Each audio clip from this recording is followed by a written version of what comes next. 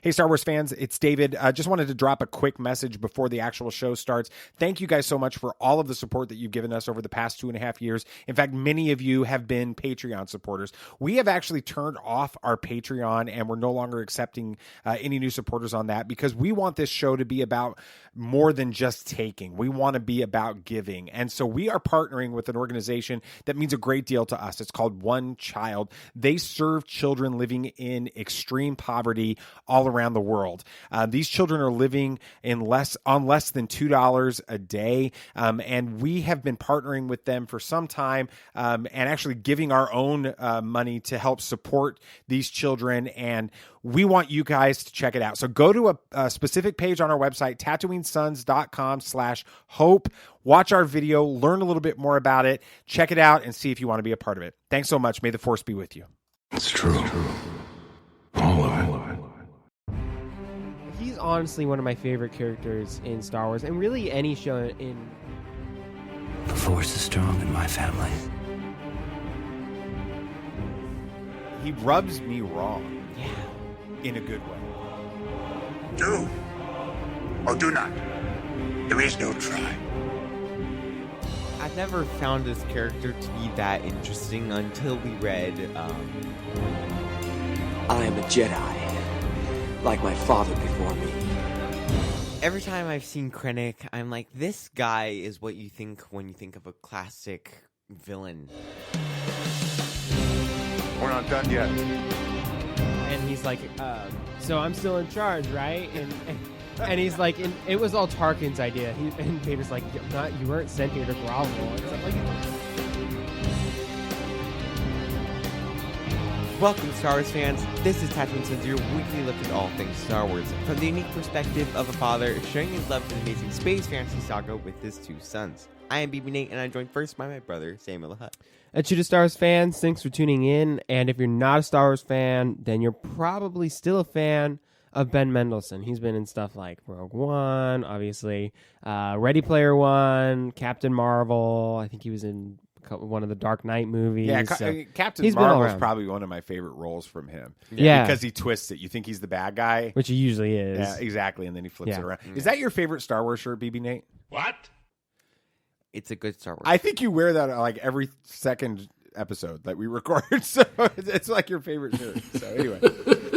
And of course, you can't have Star Wars without Bizarre Father figures. Throwing them off. No, here's my dad's bow tie Jedi guy. It wasn't a criticism. It was just a comment. Okay. Yeah. Getting him out of his rhythm here. Thanks for watching, guys. We're excited about this. We love having you guys tune in and be a part of this. Make sure that you're signed up for notifications on our videos so that every time we post a video, we're doing multiple videos every week. You guys are getting tuned in on that. When we go live at Galaxy's Edge, as we tend to do, you guys get to know about those as well. Follow the page, do all the stuff that you're supposed to do. It's a lot of fun. We're excited. We talk about Star Wars, but I use it to teach these two knuckleheads. These two amazing young men, all about life and character. In today's topic, when we deal with Krennic, we're dealing with the good, the bad, and the ugly of ambition. I got a bad feeling about this. About it. You guys ready for some hot takes? Mm-hmm. Sure. All right, let's do this. Hello, what have we here? I can't do it. Hello, what have we here? I just That was can't bad. do Lando. I am not as cool as Lando. You gotta have a deep and gravity voice. Hello, what have we here? That's a little bit better. Okay, That's closer. is Lando Calrissian landing on Disney Plus? I like this guy. Finn is finished. Do you see what Finnished. I I did? get Yeah. it. I get it. With Star Wars, and Please. the early reviews of Star Wars Squadrons are in. And that's all up next. Are you brainless? I never asked that question till after I've done it.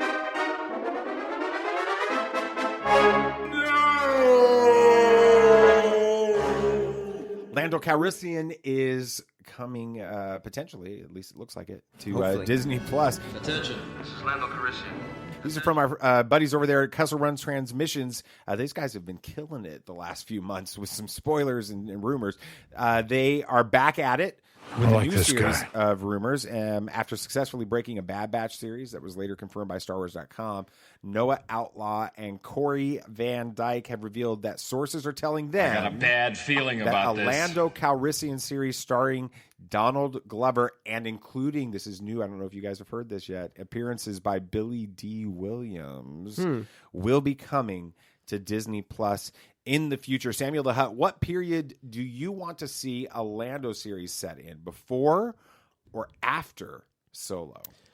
You know, my initial thoughts would be before, but I'm pretty sure they have a comic series detailing a fair bit of his adventures before. I'm sure they could squeeze some stuff in there, but I feel like it would make more sense to explore that series after Solo, where he doesn't have L3, where he doesn't even have the Falcon at this point. He's kind of like starting from scratch, and he has to figure out where to go from there, and maybe we find him like winning the Cloud City and all that. I think that would be a better time period for us to explore at this point. Yeah.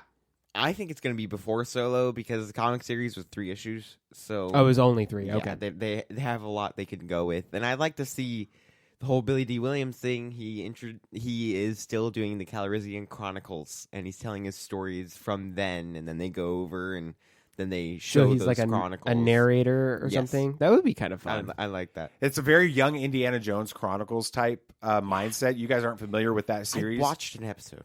Yeah, it's an episode. It's kind of like, he's an older, Indiana Jones, or in this case, an older Lando, and Lando's telling stories of his past and adventures that he's been on. I love that idea. I hope that they call it the Calrissian Chronicles. I know. If they don't, then they're missing something.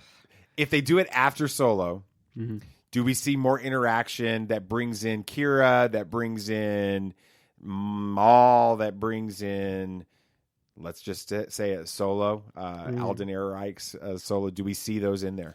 Well, I mean, you can still have Maul, and you can still have Kira, and you can still have Dryden Voss. We can go from... The Dryden Voss is dead. No, if we go before. Oh, okay. I'm saying after, because though. that job and all the jobs that Lando did before that they were talking about, and we don't know what those were, so we can still see that. That'd be kind of cool to see it overlap Solo to some extent too. With it, it'd be a lot of fun. All right, John Boyega is finished. Droid, please. With Star Wars. This is from Variety.com. John Boyega is officially on record stating that he's done playing Finn. In response to an Instagram image where a fan artist shows a Jedi version of Finn wielding a green lightsaber, Boyega replied, LOL. So who talks first? You talk first? I talk first. I feel so weird saying LOL. Anyway, say lol. Everybody says lol. LOL? Is that it? Well, I'm old, so I don't know how to do that. LOL. No thank you. I've moved on. Heart emoji. What have I done? With it. As it is to be expected, the replies went absolutely crazy. No. This is madness. One user commenting, really just got those Disney bucks and dipped, with a laugh crying emoji. To which Boyega responded, nope, not into playing one role for too long. I have more to offer than that. That's all. He's a fantastic actor, and we wish John Boyega all the best. But BB Nate, I want to know what you think. Will we ever see the Big Four? When I say that, I mean obviously John Boyega, Daisy Ridley, Oscar Isaac, and Adam Driver. Will we ever see the Big Four from the sequel era appear in another Star Wars? No. I don't want John Boyega to appear again. I understand why he's doing this, and I respect it because I don't like when actors are known for one thing and that's their only thing. I mean, and that's not a problem, but I can understand that he's like, I have way more to offer, and while I love Star Wars and loved acting in it, I think that I can do more, and I respect that. So I don't think we'll see them again, but I'm fine with that. New stories are always a welcome. I don't think we'll see them anytime in the near future, but Harrison Ford said he was done. You give it 30 years or so, and they might come back for a new story. Would I mind that? Absolutely not. I think just right now, it doesn't make sense for them to come back. And again, he's got other things to do, so I respect it. But I don't think it's completely outside the realm of possibilities to see him again. There's a pastor that I love reading his books and listening to his podcast called Mark Batterson, and he's got a famous quote that he says just about once every book, and I've read like 6 of them. We overestimate what can happen in 1 to 2 years, and we underestimate what can happen in 10. And so right now, he's been just completely beat down by Star Wars fandom. Oh gosh. He's frustrated. I mean, he's obviously taken a huge position in the Black Lives Matter, the BLM movement, and he's very passionate about that. He's got so many other things. He wants to do other films. There are no Star Wars films on the horizon for him. And all of those things combined, of course he's going to say, right now, I don't want to do this. But you get 5, 6, 10 years down the road, he's had some space between The Rise of Skywalker and The Last Jedi, which are the two most controversial ones he was in, and everything that's happened after those. You get some space between that and that time period. You get a compelling story put together that he really likes. Maybe his career is not on the upswing as much. It's more on what are we doing now? And he decides he wants to be a part of it. I think you could see all of them come back at some point, except for Adam Driver. I think you'll never see Adam Driver play in Star Wars again. His character's gone. In The Rise of Skywalker, he ceases to exist. I don't think you'll see him as a Force ghost in anything. No. I think that Adam Driver really doesn't want to have anything to do with Star Wars. He's been pretty clear about that. He didn't go to red carpet stuff. He didn't go to a lot of the interview circuit during Rise of Skywalker. I think he's done, but I definitely think you could see John Boyega. Poe is Oscar, isn't he? Oscar, John Boyega, and Daisy Ridley in Star Wars again. All right. Star Wars. We've seen our first glimpses of Star Wars Squadrons. Did I say that right? Squadron. Star Wars Squadrons gameplay. You know what I'm saying? The ability to speak does not make you intelligent. We're starting to get our first real insight into the gameplay of Star Wars Squadrons, and it seems that balance is the name of the game. No way, that's what Star Wars is about. I know. Nick Stat of The Verge wrote, Squadrons straddles the line between a hardcore flight simulator and an accessible Star Wars game. But he also describes it as very difficult for those not familiar with this genre.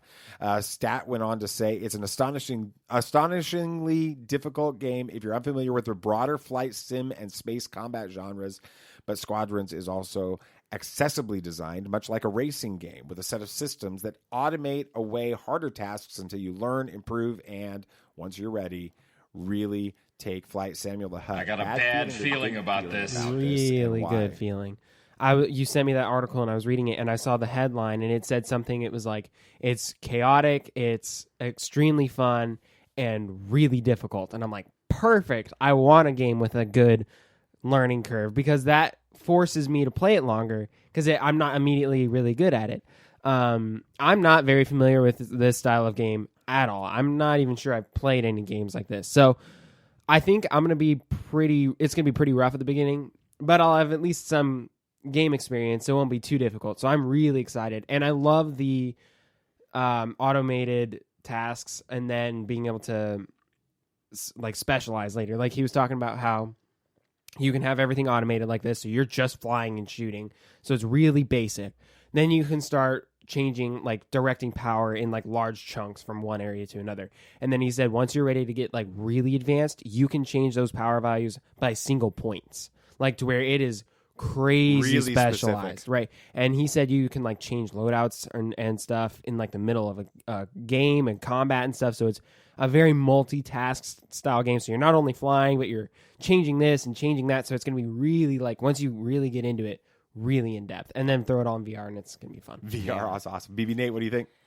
I'm very excited because it just seems like a game that, first of all, I'm really confused why EA is only charging $40. This is nuts. And they said specifically, you can't even pay for cosmetics. Even if you wanted to, you can't. Wow, Which we is got rare. that answered. Which is rare. And so when you pay the $40, you get everything unlocked by journeying and everything. And it just seems really strange because the guy said the prologue is an hour long. What? That's very unusual for a game that's only $40. He's like, I'm thinking the campaign is going to be 8 to 15 hours. Wow. Which is a good length. It is. This is EA's love letter to Star Wars fandom right now. Yeah, after It's what's just- happened to they're them in the past. apologizing for some of their mistakes, but the guy was like, even though when you get shot down, it's so satisfying to have the little last spins when you're crashing into the ship. I can't wait to do this. He's like, you're in the cockpit and you're just spinning and crashing. He's like, it's so cool. I'm really hoping, because they said it's going to be VR compatible and it's going to be flight stick compatible too. I'm hoping that the PlayStation flight sticks are going to be compatible too, because sure, they're about $80, but you put on that but with headset, a cheap game like that, yeah, you can it's you worth put on justify that it. headset though, and you start using those joysticks. I mean, You're So good. do you think that two things? One, that the fact that you don't have a lot of experience in this type of a genre levels the playing field between us Yes. on this. You say no, you say yes. That's interesting. And do you think that this game could be way too difficult for someone like me to get into? I think no, I don't think it'll be completely level, seeing as we just have general game knowledge that you might not at the time, which is just Sure. comes with experience. But we'll be a lot closer than usual for sure. And then as opposed to difficulty, I think multiplayer will be a little bit too difficult at first, and that's usually the case. Multiplayer is always going to be more difficult because there's always someone out there who's way better than you. But campaign, I think you'll be fine. I think especially starting off, it's going to start off way easier, and it'll almost be like a tutorial in and of itself. They'll probably show you how to like flight maneuvers and stuff. Like if you do this maneuver, like it's a great way to get the guy off your tail and stuff. So I think it'll be a great way to get everybody into the game and comfortable with the mechanics and stuff. Yeah, BB Nate? I think that the playing field will be more level than before. Say, I like this playing with guy. Fallen Order. I've played so many games that are like Fallen Order, more than even Sammy Yeah, has. he's way better than me. And so I'm used to those, and you haven't played a game like that at all. So the playing fields were completely different. But with this one, all three of us haven't played a flight simulator game. So the playing field is pretty level.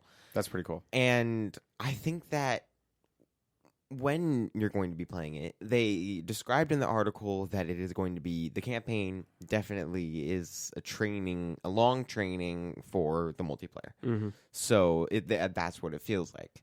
And that excites me because when I'm done with the campaign, I can go and try something different. And it's weird. I mean, I was just thinking about this a little bit ago. The campaign is going to be longer than Battlefront 2 campaign. How long was Battlefront 2? It was only It was like 5 hours. yeah, it was probably. pretty short. It was short. And so that's what's surprising. And how long was like Fallen Order? 16. It was, yeah. So it's closer to that is what you're hearing. Mhm. It's going to probably be right in between there, Yes. yeah. So it's just, it's insane, and we still need to pre-order it. I know. All right. Well, director Orson Krennic was a surprising but welcomed addition to the stable of Star Wars villains. He's brash, he's overconfident, he's witty, and sometimes a little annoying. But more than anything, his ambition is both his greatest strength and his greatest weakness. Hokey religions and ancient weapons are no match for a good blaster at your side, kid. Rebellions are built on hope. I find your lack of faith disturbing. As we always do, we're getting ready to talk about Director Krennic, and we're going to talk about a specific character trait of his. But before we do that, I want to get you guys' initial thoughts on Director Krennic. So who talks first? You talk first? I'll I'll go go first. first. Okay. You always go first. You were the firstborn, so I guess that's it. Yeah. Also, I like to talk more than him. So That's true, too. And it's Speak also does true. not make you intelligent. he's honestly one of my favorite characters in Star Wars, and really any show in general. He's I a like very. this guy. I feel like he's pretty unique. He's got these fun characteristics, like he's like egotistical to the max. Be careful not to choke on your aspirations. He's very ambitious to his own detriment. He's kind of like a child at times, you know. Like we were watching Rogue One the other day while we were playing Sabacc, and he goes to see Vader, and he's like, "So I'm still in charge, right?" And he's like, and it was all Tarkin's idea. And Vader's like, I'm not. You weren't sent here to grovel and stuff. Like he's like a little kid blaming the other kid in the sandbox. I mean, he's just a lot of fun to watch. That's cool. BB Nate. Every time I've seen Krennic, I'm like, this guy is what you think when you think of a classic villain. Don't It's get just technical with he me. is a guy who is trying to do too much, and he's trying to accomplish too much, and he thinks that he's better than he actually is, and He is a classic villain. He's like in the old vaudeville days when they had these Yeah. melodramas where you had your classic hero, your classic heroine, and your classic villain. Yeah, he'd have this whole monologue scene. Yeah, where he's that guy. Is what you're saying. It's just I've never found this character to be that interesting until we read. There was a comic that he was in. I think it was a Dark Lord of the Sith comic.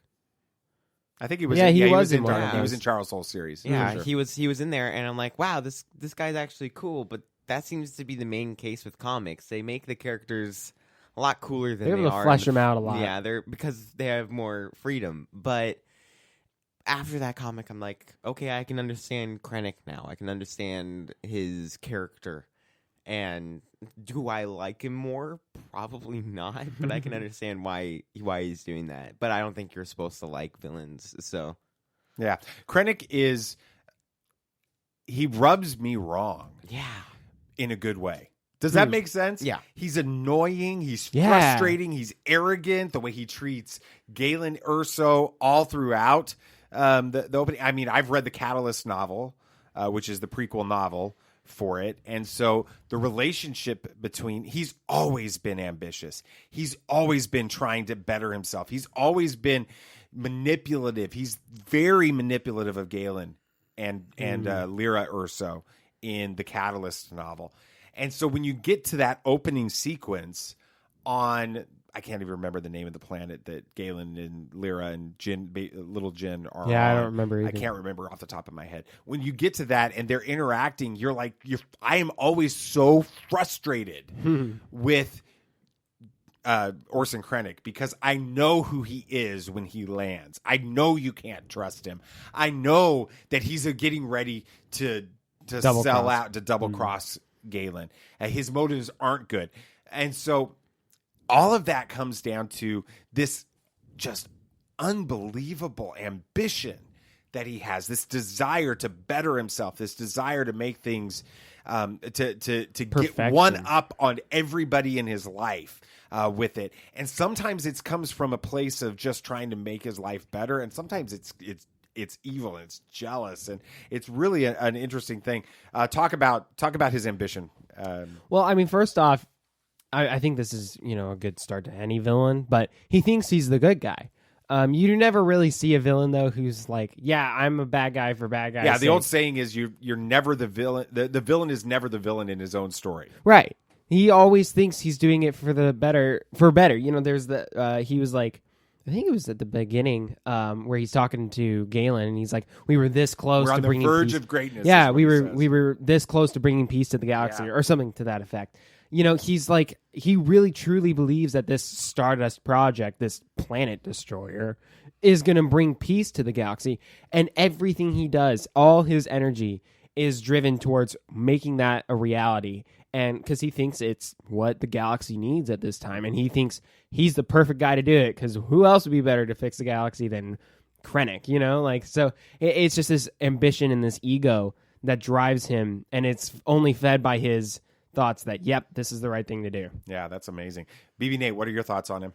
well, Krennic understood the Emperor's goals, and he's one of the few people that actually understand. And we have 4 people that we know of. We have Krennic, we have Palpatine himself, we have Darth Vader, and we have Tarkin.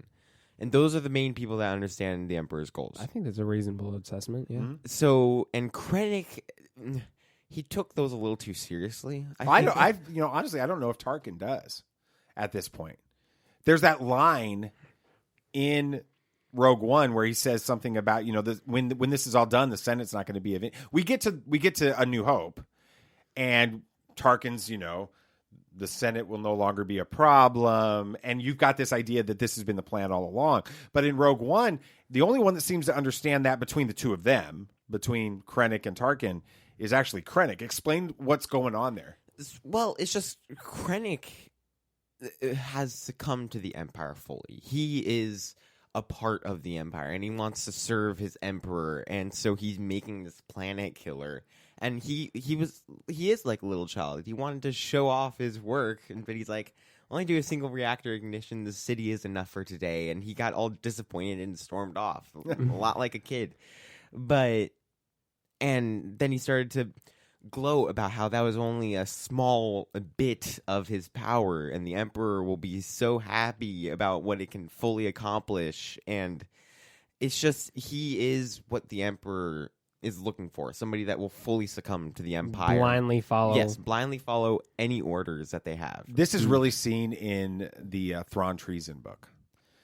When you've got Thrawn in competition with Krennic, and you get this feeling that the Emperor is all in on Project Stardust, and he believes in Krennic. He believes in what's going on, and Krennic is just feeding off of that belief. Yeah. And he's going to continue to fight for it. The Emperor's backing my project. Exactly, exactly. And Thrawn is, he's the could it be said that Thrawn is strategically on par with Darth Sidious? If not, remember, we've said Darth Sidious is playing chess while everybody else is playing checkers. Is Thrawn on par strategically with the Emperor, and maybe even advanced to it? We may see that in the future. He's played the Emperor just as much. He's battling Krennic, but in this series, and battling the Emperor. In this, thinking that the Emperor in Project Stardust, this is ridiculous. This doesn't make a lot of sense with it. And so Krennic is constantly, trying to please that. I love what you're saying with that. Here's the problem with Krennic, though, is his ego is so big that it destroys him. It's fragile. You get to the end of Jeddah, that when he destroys Jeddah, single reactor ignition. You guys are talking about that, and afterwards, Tarkin, who's cool. He's calm. He's collected. He's like, I'm going to go report to the Emperor. I'm taking over this project. It's not a big deal. And you see Krennic, he becomes unhinged. He loses his mind. He absolutely does. You have that moment where he's complaining about how this was his deal, his project. He leaves and goes and throws a temper tantrum to the Dark Lord of the Sith, saying, so I'm still in charge of this project, everything that you guys are talking about. His ambition helps him rise, but it also creates a ceiling because he's limited by his own ego in this. He can't. Tarkin is able to feed Krennic and let Krennic build this project, right? Feed Thrawn and let Thrawn there. Pit those two against each other. Yeah. And then when the moment comes in, his ambition takes over, and he takes over. Yeah. Of this, Krennic's battling back. He can't ever let that go with it, and it completely ends up destroying it. It takes him all the way to Scarif to defend this project himself. Right? He's going to go. What is director Orson Krennic doing at Scarif, trying to find out what Galen Erso did? Yeah. With it, there's no purpose to that. No. It's his ego. He wants to be the one to fix this because of his ambition. It ends up costing him his life. He's confronting Jin and all this. Makes for a great story, makes for a great movie, but it doesn't make a lot of sense from a bad guy, and it's because of his ego with it. Yeah. And again, for the dad moment this week, there's really nothing wrong with ambition. Wanting to better yourself and having goals is a good thing. Where it goes off with Krennic is when that ambition becomes blind. He's so focused on pleasing the Emperor, on getting credit for Project Stardust, on winning in his rivalry against Tarkin, that he becomes a joke in the minds of some of the other leadership within the Empire. As is usually the case in Star Wars and in life, balance is the key. Ambition is good. Blind ambition isn't. And next week, why don't we just go ahead and talk about Tarkin? I mean, he's one of the coolest bad guys ever. Yeah. And you can't talk about Krennic without him. You can't talk about Vader without him. So our poll is actually going to be, and it's pinned to our Twitter page right now, who ranked higher in the Empire? Darth Vader, Grand Moff Tarkin, neither, or other comment below. You can share on that. That's kind of a bit of a cop-out, though. I could just click other and then say type the Emperor or something. But I mean, you know how it is. So, all right. Anything else you guys want to talk about? Anything else? So the Old Republic, the MMORPG, the big game. Okay, so not Knights of... No. We explored this a few episodes yes. ago. Not Knights of the Old Republic, not Revan, right? Not Bastila Shan. The Old Republic game that came out before all of like it. Star Wars Combine, but not. Yeah, I was just about to say it's a lot like your Star Wars. Yeah. Okay. It's finally out on Steam, which is a major PC gaming platform. It's basically where you go to get your PC games. Like the PlayStation Store or something. Yeah. So that's a big deal because that's going to give it a lot more access. More than about 30 seconds for myself every day, I might try it. So you're going to need better than a Mac too. That was a cheap move. No, Macs aren't gaming computers. They're not built for that. They're not very good at that stuff. The Traveler's Guide to Batuu hints at future events at Galaxy's Edge. You're a rebel now. We need this. It's coming out any day. Explain when they say future events, what you were like hearing. Holidays. They have already celebrated Life Day. That's cool. The 1 year, and so they could just talk about other holidays and like maybe some future Batuu events. level holidays and celebrations there and stuff. Yeah. So when is Life Day? In November or something. Okay. Yeah. Sam Witwer. We're doomed. Has seen the Bad Batch series. The whole thing he's seen or part clips of it? Okay. Little tiny bits of it. He says that the animation is absolutely amazing, and it's taking place in an era of Star Wars that has not been explored very much, is what he said. So probably a bit like right after 3. Right after. Well, it's been explored a lot, but not in TV shows or film. Yeah. Well, that transition's still pretty gray for us. Right. So we have a request, not an order, a request. He's not going to tell you. I'm not going to tell you to do it. If you would be so kind as to leave a rating and review on Google Podcasts or iTunes or even Facebook, that'd be fantastic. You don't have to. I'm not ordering you, but it would be great if you could. So here's the deal. We're getting ready to record this segment, and I tell Nathan, you come across like you're telling people what to do on this. Don't tell them to do this. So now he's I don't know if he's humoring. It's almost sounding like it's threatening. It's almost like if you patronizing. we're not asking you to give us a review, but if you don't, you might not wake up. It's almost Krennic level, right? So, all right. And then I'm going to politely ask. That you follow us on all our social medias like Facebook and Twitter and Instagram, all at Tatooine Sons.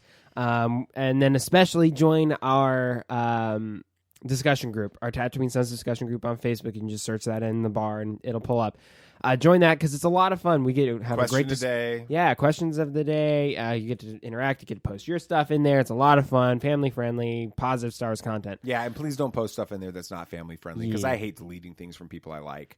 But most importantly, joining that group allows you to help be a part of crafting the show and what we talk about and topics and stuff. So it's a lot of fun. Definitely, please join the group. It's a lot of fun. And I'm going to politely ask you to tune in every week on Mondays when our main show comes out, Monday, 8 p.m. Eastern, 5 p.m. Pacific.